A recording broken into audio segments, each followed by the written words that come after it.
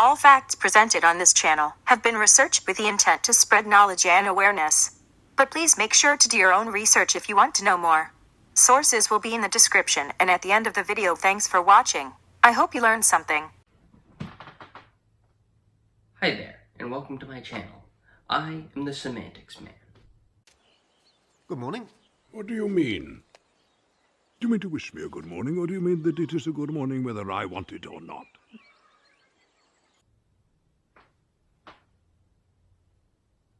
I just realized we're not in quite the right setting. 1 minute. There. Now as you can see, we are in the logic zone. From this point forward, only facts will be present in the video. For my first video, I thought I would start by discussing something totally innocuous and risk-free. Let's talk about abortion. I'm going to be focusing on the stats and laws in the US for the most part for this video, because I'm an American.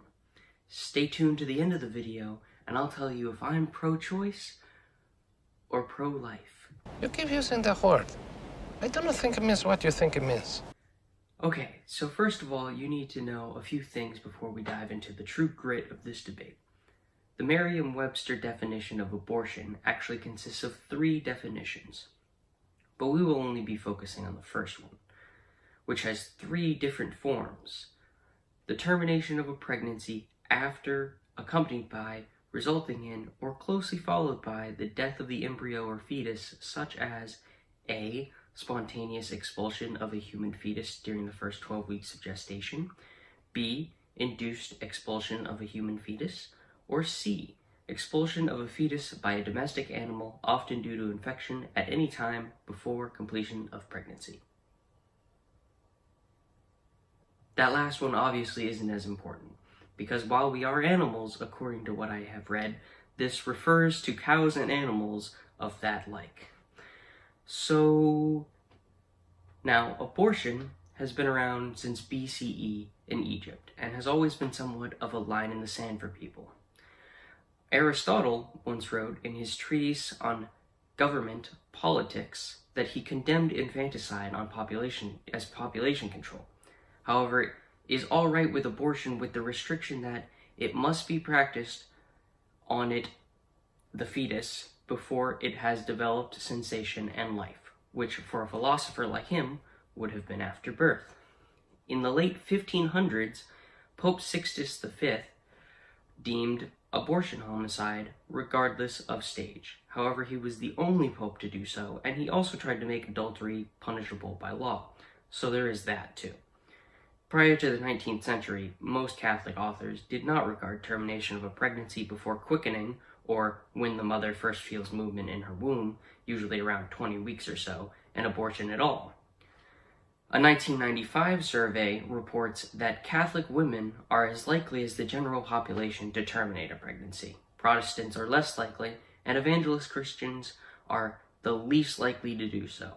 Islamic tradition traditionally permits it until a point in time when Muslims believe the soul enters the fetus, which can vary from 3 or 4 different times. However, in areas of high Islamic faith, such as the Middle East, it is forbidden completely. Listen, strange women lying in ponds distributing swords is no basis for a system of government. Supreme executive power derives from a mandate from the masses, not from some farcical aquatic ceremony. Be quiet! Now that we know that, I need to direct you to the 14th Amendment of the Constitution. More specifically, the Due Process Clause it contains.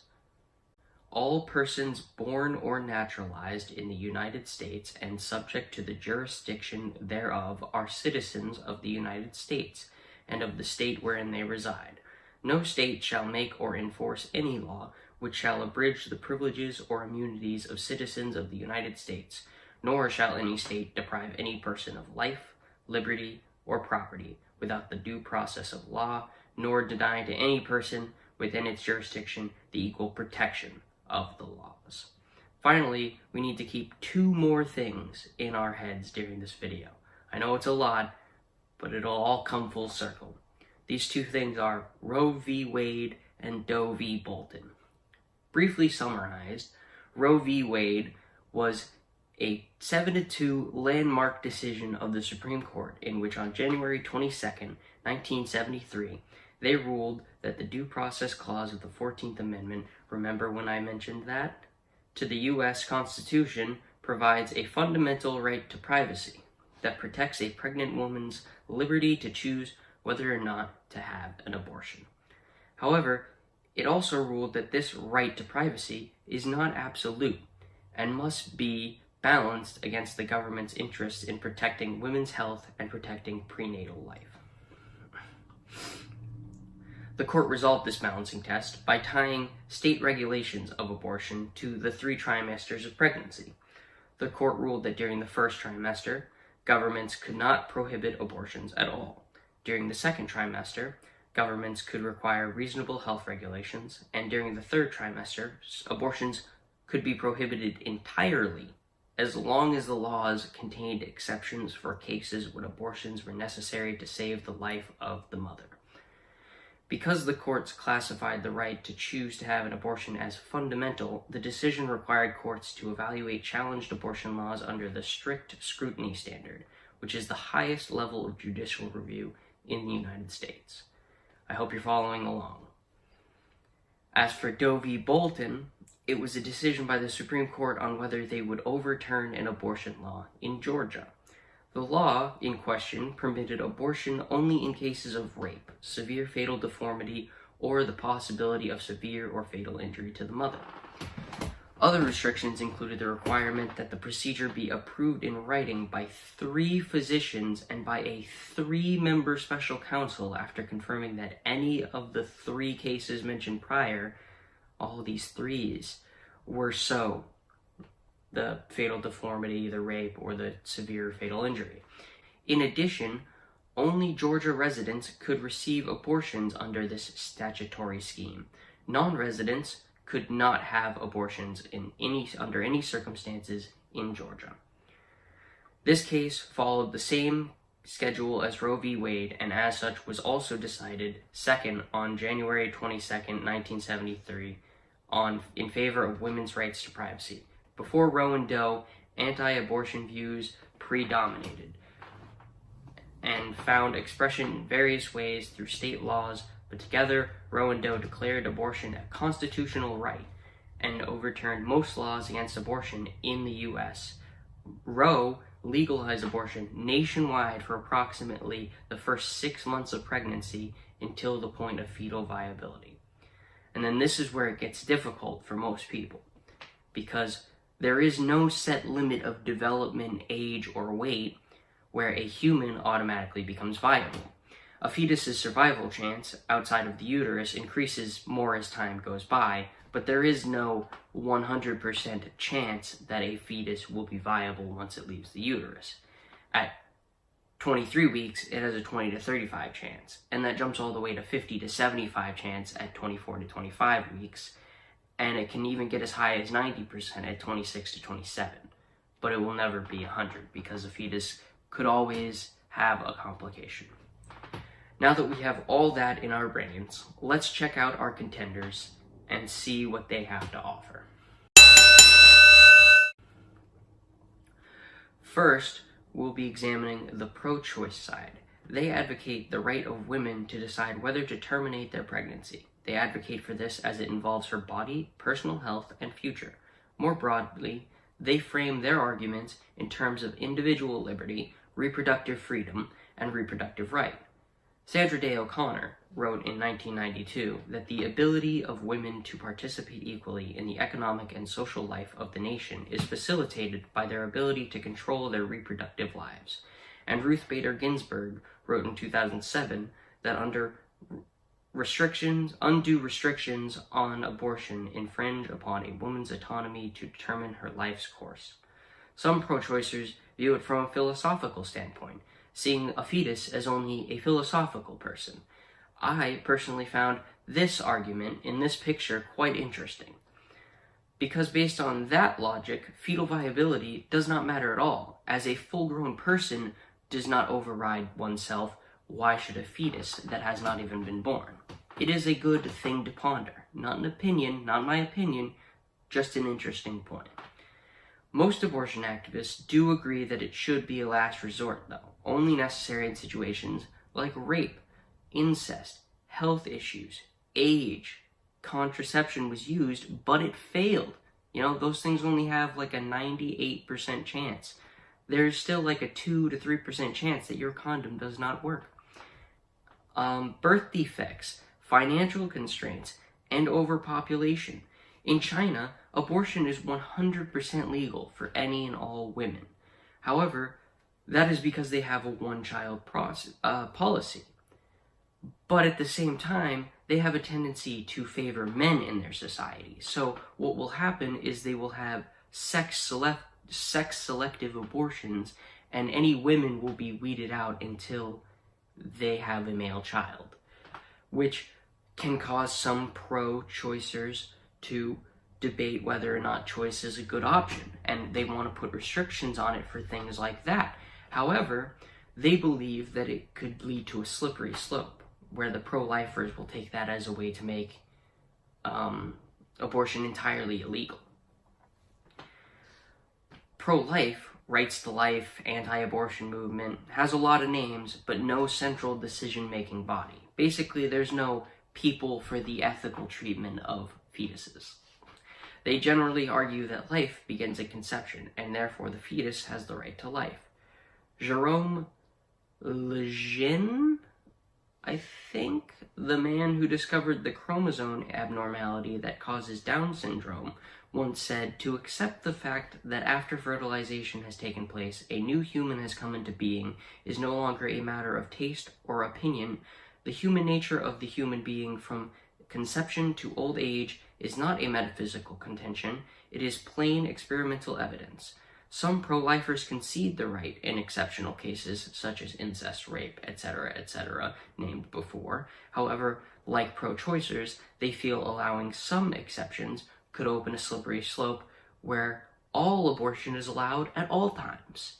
So they both have the same fear of the slippery slope. Currently in the US, the movement is associated with several Christian religious groups, especially the Catholic Church, and is frequently, but not exclusively, allied to the Republican Party. In 1976, at the RNC, the party even adopted an anti-abortion platform. Contemporary anti-abortion is typically, but also not exclusively, influenced by conservative Christian beliefs. Any action which kills an embryo kills a person, and thus is morally wrong and is not considered mitigated by the benefits to others, as such benefits come at the cost of a life. But aren't there many instances of violence on abortion providers and facilities, including murder, kidnapping, assault, arson, and even bombings by these people who think such things are wrong? We're not talking about that right now. Well then, did you notice that most anti-abortion activists also oppose sex education and ready availability of contraceptives? What? Really? Indeed, it is true.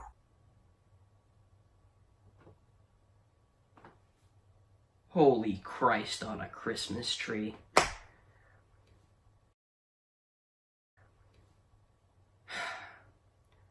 Studies indicate that in America, anti-abortion activists are predominantly educated white women, and they demonstrate in several ways the annual March for Life in DC, life chains, which are when anti-abortionists line up with signs that say many colorful things, picketing, the truth display, where they show you where your food comes from. I mean, what your fetus you're killing looks like. Sorry, got them confused again.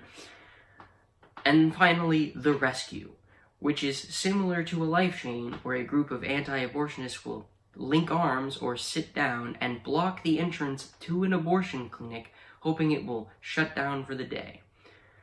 They also have pregnancy crisis centers, which are like suicide prevention centers, but for your fetus.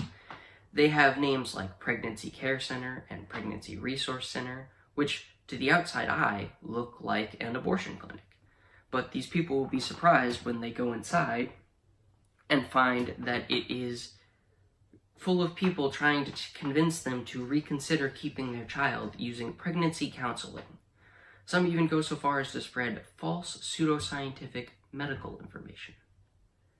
Some examples of this medical information are that an abortion can damage future fertility, or it can increase your chance of breast cancer. There is no such proof of anything of those type. There is no such proof of such things.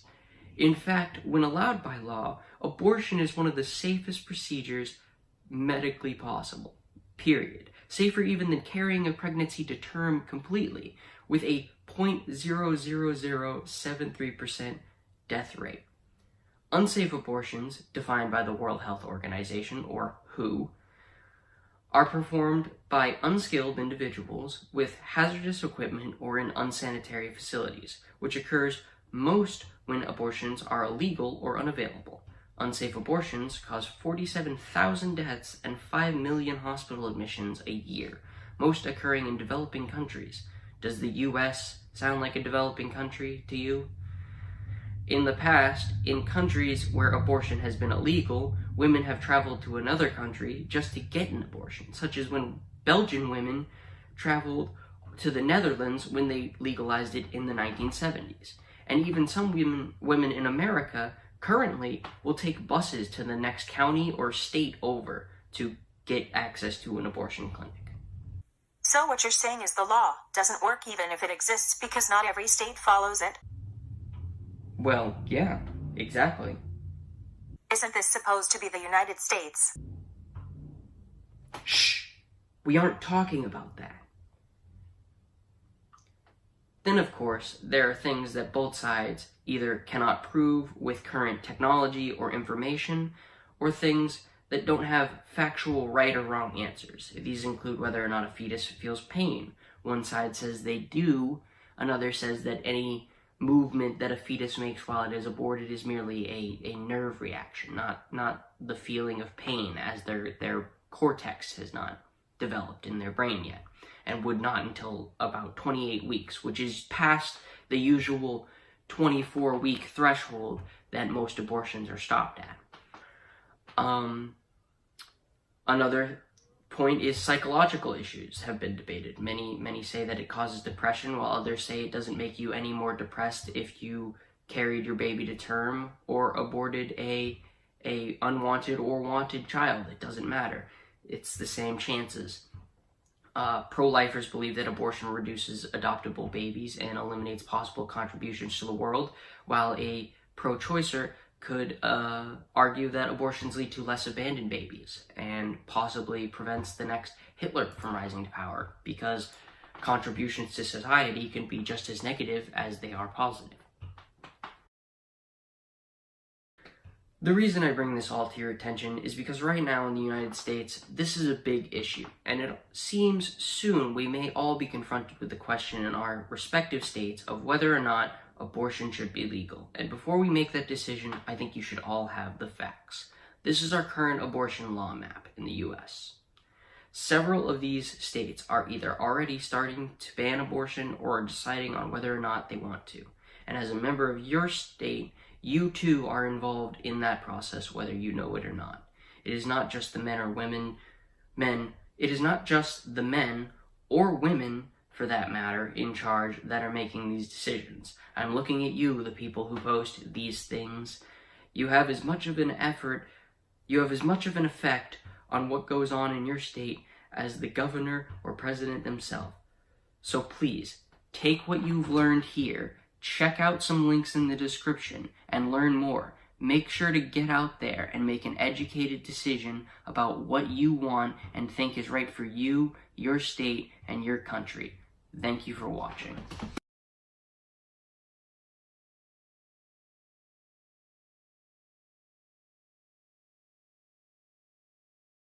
I hope you didn't think that I'd forget that I'd give my opinion at the end of this video. I am 125% pro